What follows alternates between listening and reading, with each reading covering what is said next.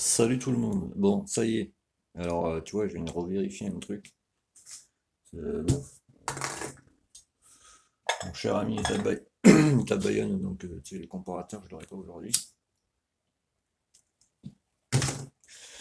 Du coup, quand t'as pas de comparateur, tu peux le faire avec un pied à coulisses. Le seul truc qu'il faut penser quand tu prends ta mesure, c'est ne pas oublier d'enlever la taille du pli d'aiguille, euh, du pli de bougie. C'est-à-dire, tu vois, mon point mort, moi, il est à 27. Tu vois, quand le piston est carrément haut. Quand je le cale, tu vois, je vais te montrer. Quand je le cale, c'est pas un allumage derby, comment dire. Euh, je m'y perds, tu m'excuses, je dévisse le bordel.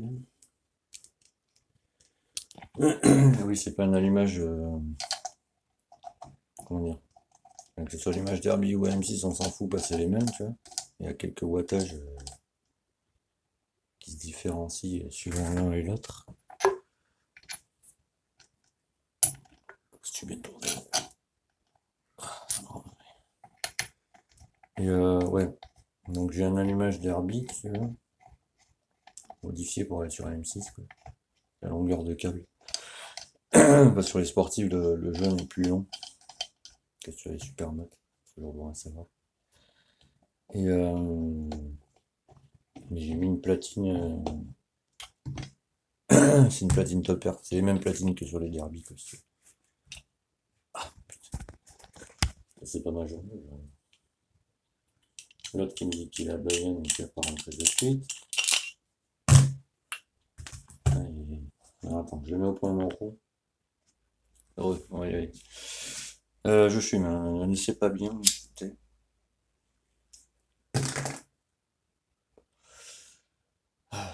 Donc, du coup, là il est au point mort, si tu veux. Enfin, c'est pas si tu veux, il est au point mort. Ça, c'est moi qui l'ai fait. Voilà. Donc, comme je te répète à chaque fois, tu vois, ici, tu as un œillet, tu vois. Et l'œillet, il faut qu'il soit en face de ce petit trou. La flèche, c'est pour dire le sens de rotation de ton allumage. Et la clavette, ça sert juste à tenir ton volant, c'est tout, tu vois. Donc, d'origine, avec les données AM6, normalement, d'origine, il est calé à 0,30. Derby, par exemple, c'est 1 mm avant le PMH, avant que le piston soit tout en haut, si tu veux. Donc, et en plus, ça, si tu veux, c'est un repère. Lui, quand il passe devant lui, il envoie une info au CDI là-bas, il fait c'est bon, tu peux envoyer l'étincelle, mon ami. Si tu veux, ça passe d'abord par lui, mais bon, je pense que tu as compris. Donc, si tu veux, le S, faut qu'il soit en face, tu vois, de l'œil. Donc, tu sais, tu fais comme ça, tu vois. Mais du coup, tu colles pas. Mais du coup, tu vois, forcément, l'emplacement clavette, tu vois, il est à gauche, tu vois. Alors que là, la clavette, elle est, tu vois, droite. Donc, forcément, je pense que tu vas comprendre quand même. Il faut que tu recules. Elle est où Gertrude? Ouais. Alors, tu sais, ça c'est pareil, parce que je vois les commentaires arriver de suite. Ouais, faut pas le faire comme ça. Mais si, mais tu sais, faut pas y aller à la mûre, quoi. Donc là, ce que tu fais, tu recules dans l'autre sens, s'il te plaît. Tu recules à peine un peu ton piston. Tu vérifies, là, je crois que je l'ai trop reculé.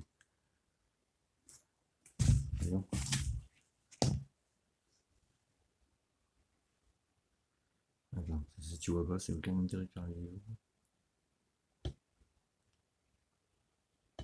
Ouais, là, j'y suis.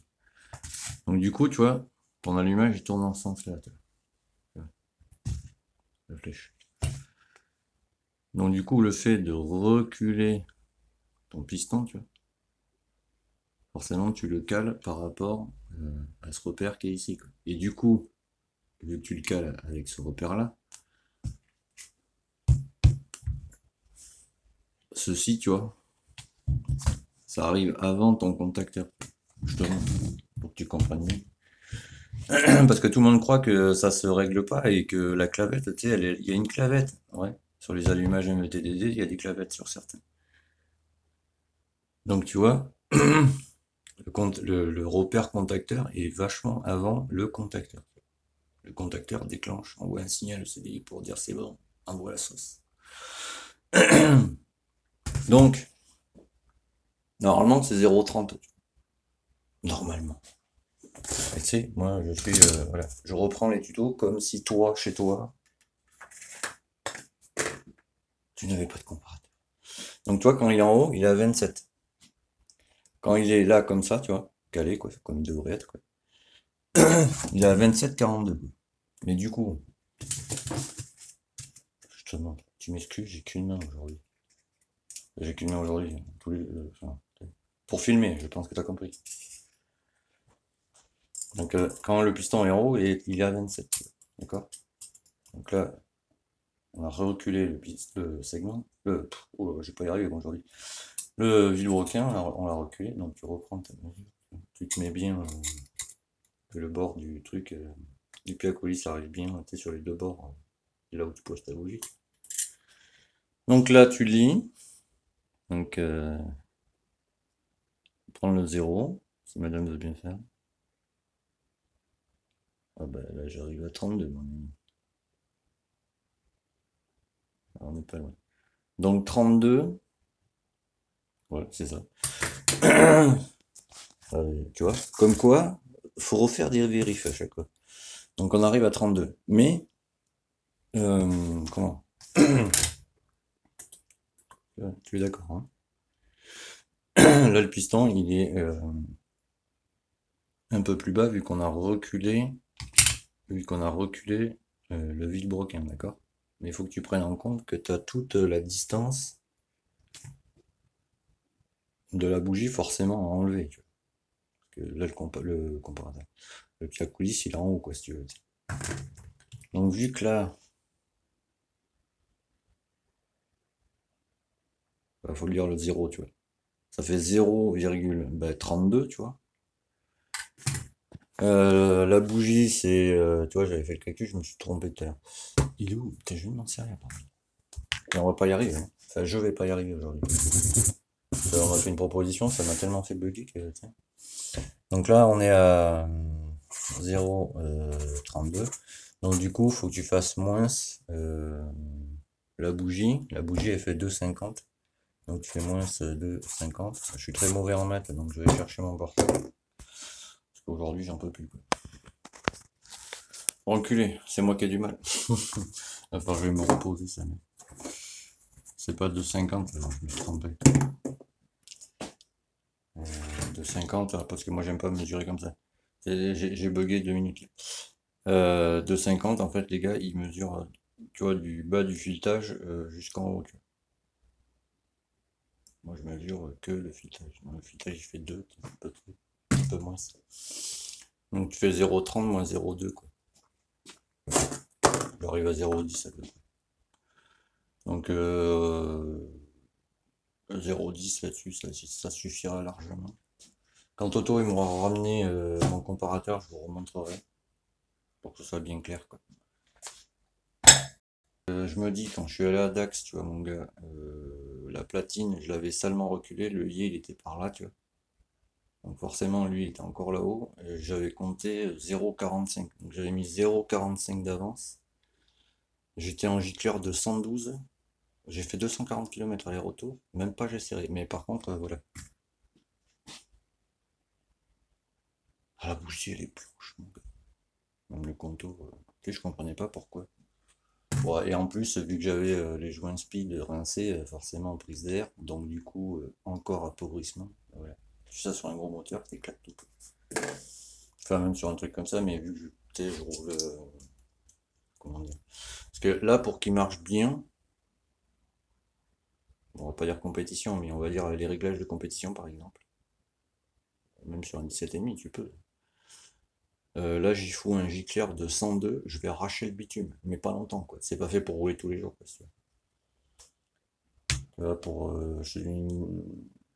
tu prends, ben, ce que je vais faire là-dessus, tu prends un 74 Ersal, avec un carbut 24 ou 26, au choix, pour rouler tous les jours.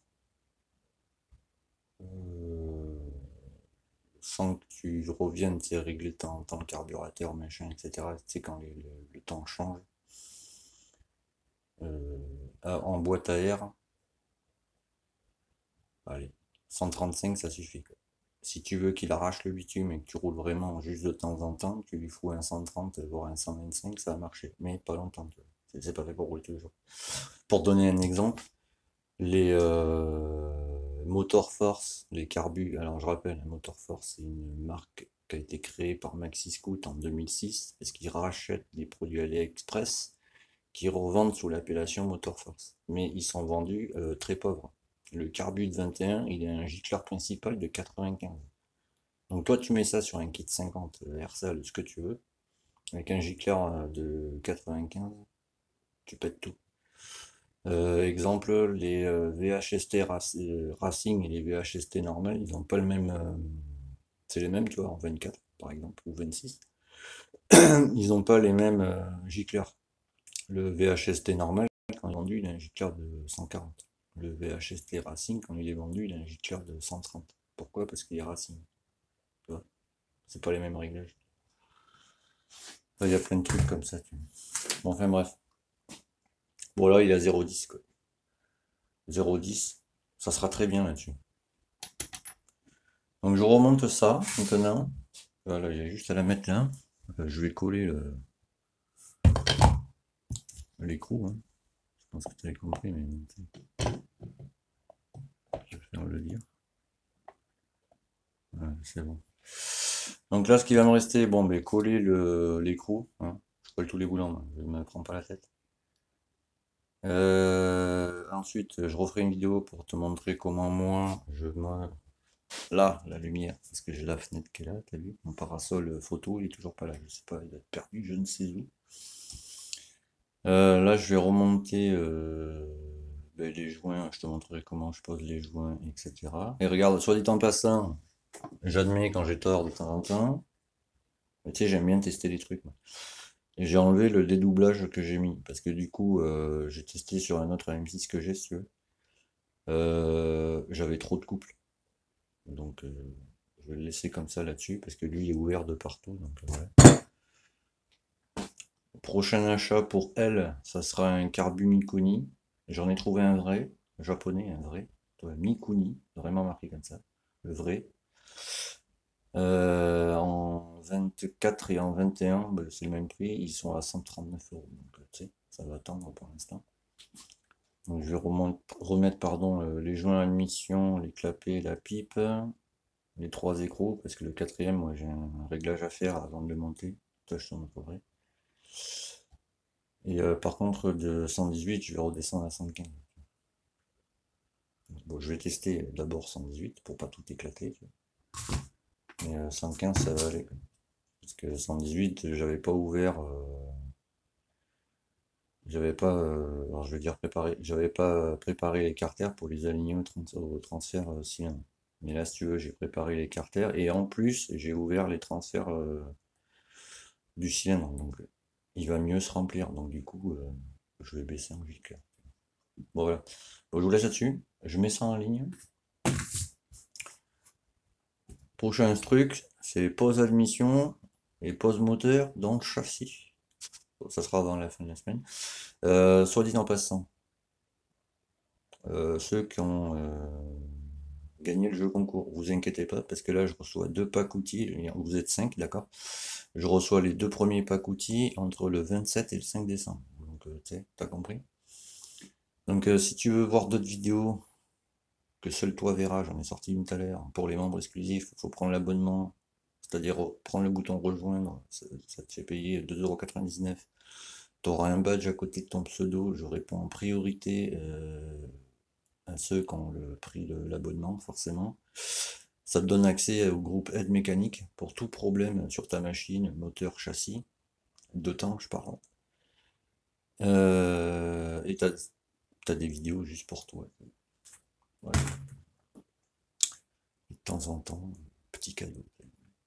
Exemple là, et je te fais des petites allusions pour toi. Exemple là, ça c'est pour Jérôme Bro, t'as vu?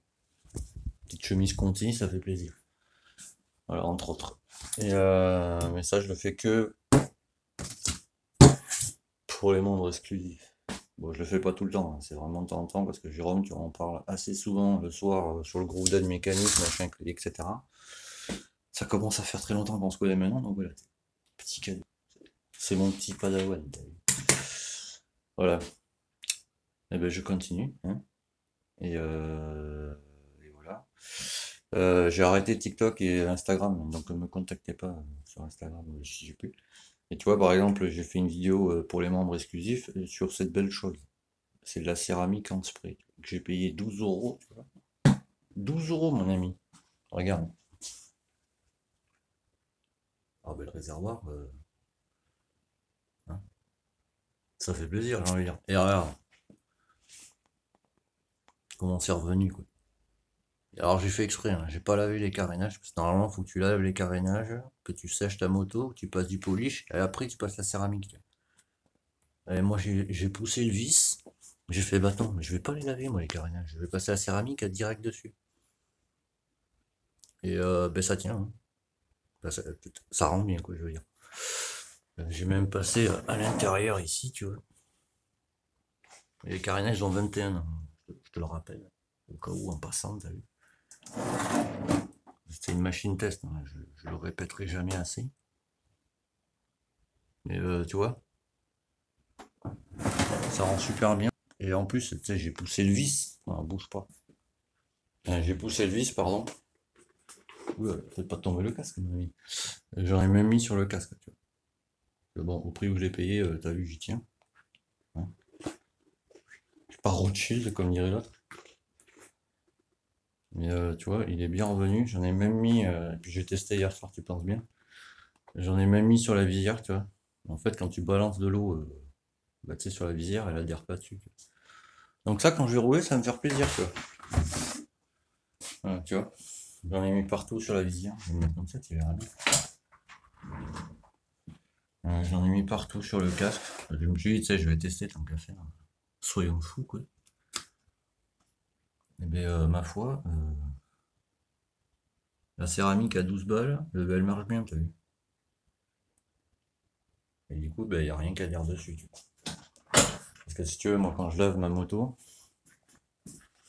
oh, je l'ai rangé le truc. Ouais, je l'ai rangé. Ouais. En fait, j'utilise ça et en fait, c'est comme un bidon, c'est avec une pompe dessus. Je fais un premier passage avec ça, tu vois. Je rince à l'eau claire. Je refais un passage avec ça, tu vois. Ça, c'est le truc basique, hein. Pas de sponsor, t'as vu. Une fois que j'ai séché la moto, je passe du polish comme ça, tu vois, partout. Plastique, tout. Et une fois que le polish, tu sais, il a bien pénétré, que je l'ai bien essuyé, je vais passer de la céramique. Mais la céramique en France, ça vaut entre 40 et 50 balles, tu vois. C'est des tout petits flacons comme ça, avec une. C'est pas une éponge, mais c'est une argile en fait que tu passes, t'es sur ta carrosserie, quoi. Et après, t'essuies, tu vois, une fois que ça a pénétré. Et alors qu'avec ça, mon gars, 12 balles,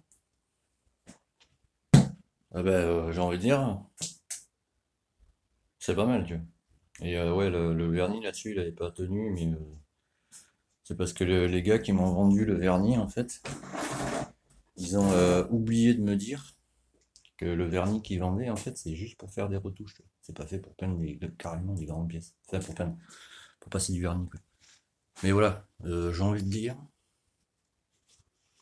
je vais te montrer comme ça. Euh, le céramique à 12 balles, j'ai envie de dire, ça fait plaisir. Puis tu sais, tu me connais, hein, j'ai vraiment testé sur tout et n'importe quoi, c'est pour voir la limite, tu vois.